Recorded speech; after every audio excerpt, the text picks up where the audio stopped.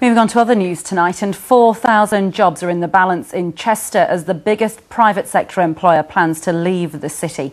Bank of America runs its UK credit card division from MBNA offices in Chester, but the company's announced that it is closing that arm of its business. Well, we can join our economics correspondent Jane Barrett, who is in Chester at the business park, and it's quite a financial hub of the northwest, isn't it, where you are right now, Jane? It certainly is. Almost every single building that you can see around me here on the business park is a finance house of some kind. By far the biggest player, Bank of America, but also here Lloyd's Banking Group, Marks and Spencer's Money, a few other individual players as well, and between them they employ some 8,280 people.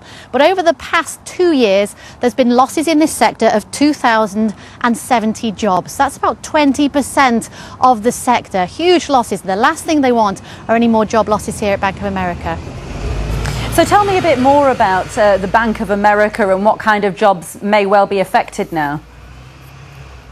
Well, yesterday the 4,000 staff here were told that they want to exit, they want to get out of the credit card division in Europe, which is based here. They don't know how they're going to do that, and by the way, staff have been told not to talk to the media about it. It could mean that they pull out and lose all of those jobs, or it could mean that they sell the company on as a going concern. That's exactly what they did yesterday in Canada, and that's the hope for here too. So why are they ditching this part of their business, Jane? And indeed, will they find a likely buyer, as you suggested then? Well, officially they say that they're just restructuring to move into more profitable commercial business away from individual business. But the financial press, certainly in America, is pointing in the direction of all of those bad mortgages. The mortgage division of Bank of America sold at the start of the housing crisis over there to people who could never pay it back.